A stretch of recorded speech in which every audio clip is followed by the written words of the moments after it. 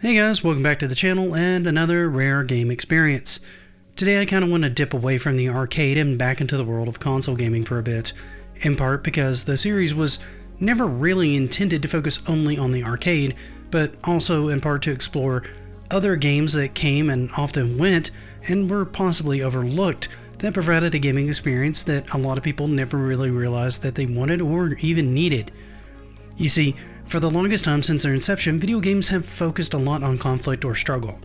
That could be something as simple as saving humans from a hostile force while shooting down those selfsame forces in a game like, say, Defender, or simply gathering up pellets while avoiding pesky ghosts like in Pac-Man. In a way, this makes sense. It gives the player a goal and a focused reason for doing what they're doing. Occasionally, though, a game comes along that challenges that thought process of why you're doing a given thing, and can potentially take things in a totally new direction. And that's exactly what Flower aimed to do.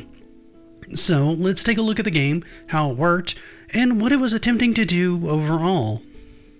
Flower, in the scheme of things, isn't really that old of a game overall, having come out as late as 2009 with a release primarily on the PlayStation consoles and Windows, with a later release on iOS. The thought behind the game was to act as an emotional shelter, and while that might sound a bit odd to some of you, in my audience particularly, the theory is, well, sound. The game was intended to more evoke emotion and immersion rather than heavy confrontation or challenge. Initially, they wanted to throw out most of the conventional game design and just let the player explore the world. However, they found most players without any kind of guidance grew a bit frustrated with the overall experience. To that end, they removed a number of mechanics that would get the player too excited or lead the player to frustration, endeavoring to keep the player in a more peaceful and focused state. The thought process was more of an experience in communing with nature rather than any lofty goal of saving the world. They wanted the player to feel like their PlayStation had become a portal to the world that could allow them to commune with one and be one with nature. But how did they actually try to approach that? Let's take a look. The game at its core is divided into 6 levels and one level containing the credits. Each level starts with a flower and a pot in a city apartment windowsill.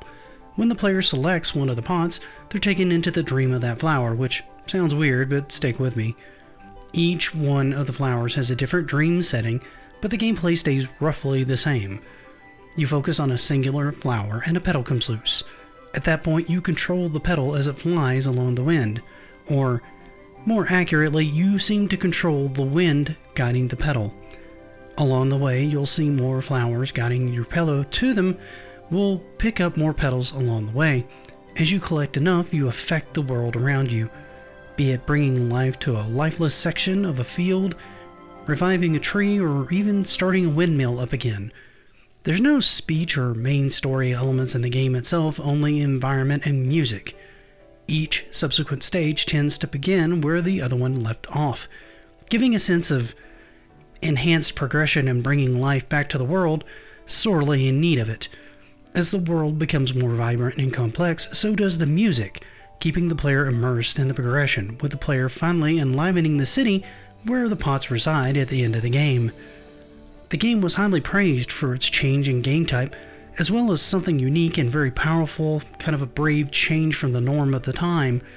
It also wasn't a very long game, running roughly 1 hour from start to finish and coming in at the price of $10. Now, many gamers didn't really consider it much of a game or too high a cost for the amount of game that they got.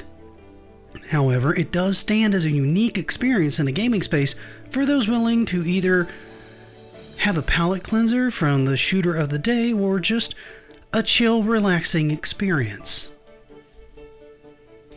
Now, I've spoken a good deal about a game where you just kind of control the wind to guide a pedal around. I haven't really stopped to kind of ask you guys what you think of the game called Flower. Did any of you ever play a game like it, or this game in particular? Do any of you have any more interest in it now after this video? Would you like to see more experience games like this and Journey itself? Journey the game, I mean. And fewer standard gaming experience? Let me know in the comments, and while you're there, if you don't mind, please give this video a like. And if you see more of my content that you like, possibly some of the videos on the screen, consider following the channel. Until we meet again though, thank you once again for spending part of your day with me, and until next time, happy gaming.